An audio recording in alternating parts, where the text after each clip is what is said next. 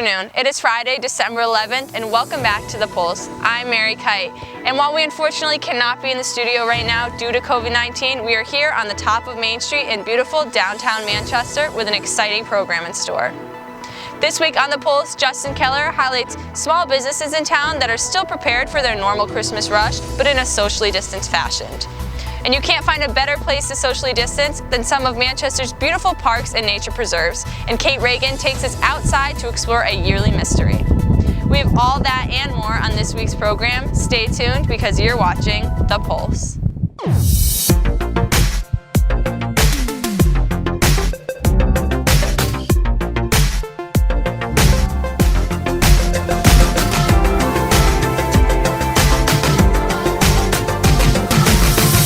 The Pulse starts now. With the holidays approaching, it is safe to say that we are all in the need of a little holiday cheer. Kate Regan brings us to Case Mountain to explore a special gift brought seasonally to the hiking trail. During the holiday season, there's a special gift brought to the hiking trail at Case Mountain, the Case Mountain Wreath. But who puts this up? No one knows who truly puts up the wreath year after year. I'd say maybe a historical society, or even, like say high school kids keeping a tradition going, Probably some organization. The town. Probably the town. You go with high school students. We asked Manchester Director of Public Works, Tim Bacchus, to see if he knew anything about the Manchester Mystery Elf. I can tell you it's not the town. We hang wreaths all over town, all the buildings, all of our town buildings. And I know back in, I think it was 2014 or so, I think it was even at one point, the Mayor Moran actually thanked the town staff for putting the wreath up. He thought it was a nice touch, and everyone was chagrined to say that, no, I'm sorry, it wasn't the town. We don't know who put it up there. Manchester resident James Boutot has been trying to crack down this mystery for 20 years. But it's a mystery. It's like it's this elf that somehow slips in there unnoticed every year. You never see him. We've been there for almost 20 years. Yet, he came close to solving who this Manchester elf is. And we don't know who the elf is. We thought we did, but then that elf has since departed me. So, you know what I mean? So it's really cool. Magical, actually. Don't you think? It is magical, as hikers describe. I think it's nice. It's probably, a little brighten somebody's day while it's up. I love it. I think it's beautiful. Yeah. It gives you holiday feeling. I like it. I think it looks really good. It complements the little river we got here. It's cute. Adds some little spirit to the holidays. Although we may never know the Manchester Mystery Elf, we are thankful for the holiday spirit this person brings to the community. From The Pulse, this has been Kate Regan reporting. You can observe this beautiful wreath from the comfort of your car on Spring Street. Wreaths aren't the only evergreen symbol of the holiday season. If you want a fresh Christmas tree without the hassle, Dylan Jackson knows just the spot for you. Every year, the 8th Utilities District sells Christmas trees in a unique way for Manchester residents to give back to the community. The trees that are sold benefit themselves and other fundraisers. Former MHS student Chad Hahn, who is a firefighter at the department, explains how the funds are used to help the community. We have 4 companies in the fire department, 1 through 4, and each company gets a share of the department's fund in order to pay for clothing or any equipment needed for that company. So it goes towards all of the volunteer part of the department, and it goes towards all of our needs that we could have as a volunteer organization. Setting up the fundraiser is a lot of hard work, but the department benefits from it. And I get as many members as the fire department to come down and help unload them. It's a lot of trees. It's a lot of work, but they all go up well, and we usually sell out every year. The district also donates trees for some families who are in need during these times. So we also try to donate trees once a year to a family in need. This year we donated one to a family for a student in Martin School, elementary school.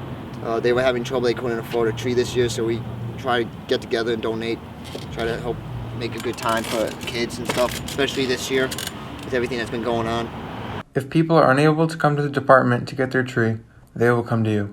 Like a gentleman on High Street, we delivered to him for the past, 10 years now.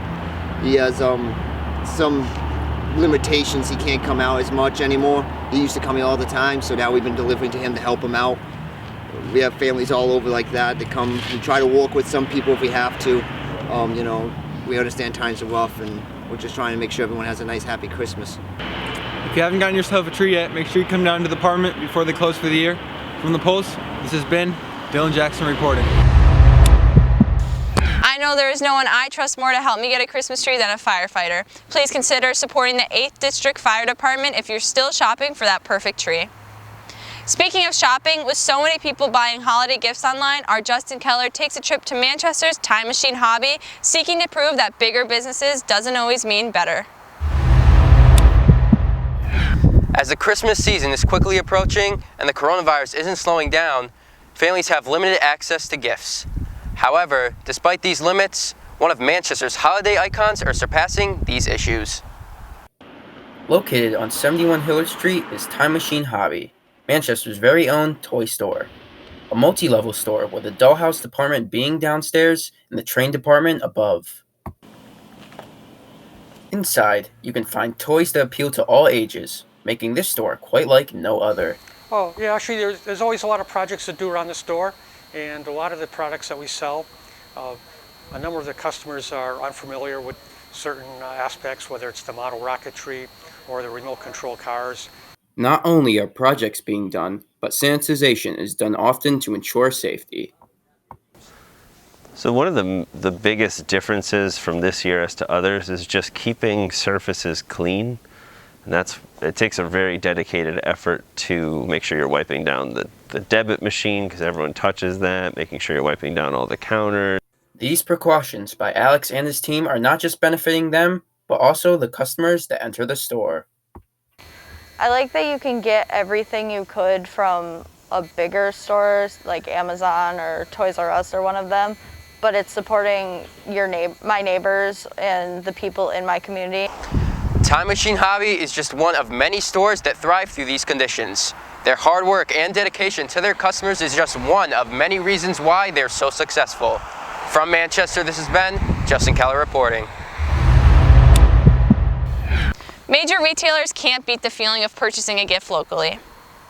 While we've been exploring local holiday traditions and how they are tackling the pandemic, there's a long-standing tradition of winter concerts in the Bailey Auditorium that unfortunately is being broken this year. Carolyn Miner investigates how the music department is showcasing their talents differently this year. 1 year ago, the MHS Winter Concert was filled with many people. Now, 12 months later, it is empty because of the COVID-19 pandemic. This year, there will still be a virtual concert put together to show the musicians' hard work. Although it will still happen virtually, it is still emotional that this experience won't be the same this year, especially for seniors like Amber Moriarty. I love just singing with my friends because it's just something else we get to bond over, and it being canceled is just kind of sad because we don't get to connect on the same level. This is definitely a hard time for seniors, including Ty Redfield as well. Not being able to have my final winter concert is very sad. I always look forward to every single year being able to perform in a concert, being able to show off my abilities, and it's very disappointing that I'm not going to be able to do that this year. With this change also comes a lack of holiday music spirit. I liked playing the Christmas music because it was fun, and it's not that fun this year without that. As we are seeing many downsides, Susan Kohansky describes a benefit that she sees during class time of not having to prepare for a regular concert. It's very much just a small group chamber ensemble feel, and that way students get a lot more individual attention, and I'm really seeing some successes in a lot of ways, which is a benefit to having small classes. This change has definitely impacted everyone in the music wing this year, since the MHS Winter Concert is such a long-standing tradition. Many cannot wait to be back with a full audience in the Bailey Auditorium for the 2021 holiday concert. From the Pulse, this has been Carolyn Miner reporting. Hopefully we can have a full auditorium sometime in the near future. Unfortunately, the auditorium isn't the only thing empty this year. COVID-19 has left some family shelves bare, and the need for food assistance is higher than ever this holiday season. Lena Moraski showcases a local food pantry that takes its mission of giving very seriously. Food, toiletries, volunteers. These are the elements that help make the Second Congregational Church's food pantry thrive. This food pantry runs every Friday morning from 10 to 12. Not only does it help the Manchester community, but it brings happiness to those who volunteer. Trudy Candio is a prime example. I think on both sides, both me and the people that we serve, that interaction I think means a lot to them as well as to me. During the pandemic, food insecurity has become a major issue for many people who have never worried about where their next meal would come from.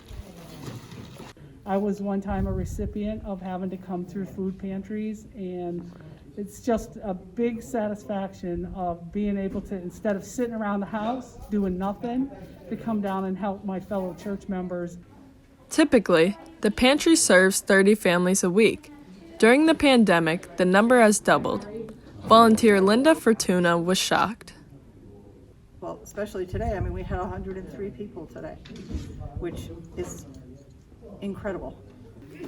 Just like Trudy, connecting with the recipients was her favorite part. When you're in quarantine or anything like that, you're locked down. At least we were getting to see people once or twice a week. The pantry is solely based on volunteers. Dean Anderson loves to participate. You get to know a lot of the people that come through. So it's a team effort. With the help of volunteers, food pantries like this are able to stay open and help bring joy to the community. From Manchester, this has been Lena Morosky reporting. Thank you to all the volunteers for taking time out of their day to help this cause. Max seeks donations all year long to help combat food insecurity. Colorful lights remain a cornerstone for the holiday season. While many families decorate their lawns here in Manchester, Jack Bogart takes a trip to Hartford to illuminate the breathtaking holiday light Fantasia in the city. Many people are looking for a little light to brighten up this holiday season, and the Holiday Light Fantasia here in Hartford is going above and beyond to do that. It's outside! We're socially distanced! The course, stretching 2 miles through Goodwin Park, features over 1 million individual lights and 200 displays. Volunteers have adapted the COVID protocols to ensure the safety for everyone. But we've made some changes. We're using tablets now and credit cards, and we're getting pre-registrations so that we can use a QR code, and it's much less cash than we've done before. It's much more credit card. The experience will never get old to even longtime volunteers, such as Channel 3 Eyewitness News team member Kevin Hogan. Oh, when you go through and see the lights, all LED, they're beautiful displays, they're all sponsored. Proceeds go towards the Channel 3 Kids Camp in Andover. It's a camp primarily for underprivileged kids who may not be able to afford a week-long camp like some other families can. And so we raise money, and this is one of our larger events. The Holiday Lights Fantasia is one of our larger events to raise money so that we can bring kids into camp and their parents don't have to pay a huge amount of money to do so. The Holiday Light Fantasia is bringing the city of Hartford and surrounding areas some holiday cheer in these unprecedented times. See the light show for yourself until January 3rd. From Hartford and the Pulse, this has been Jack Beauregard reporting. Lights like that can put anyone in the holiday spirit. Well, that's all we have for you this week, Manchester. If you have any story ideas we might have missed, you can email Mr. Larson at b11elars@mpspride.org. And don't forget to follow us on social media and like our past work by heading to mhstelevision.com. From the entire Pulse family, we wish you a happy, healthy holiday season. I'm Mary Kite, and this has been The Pulse.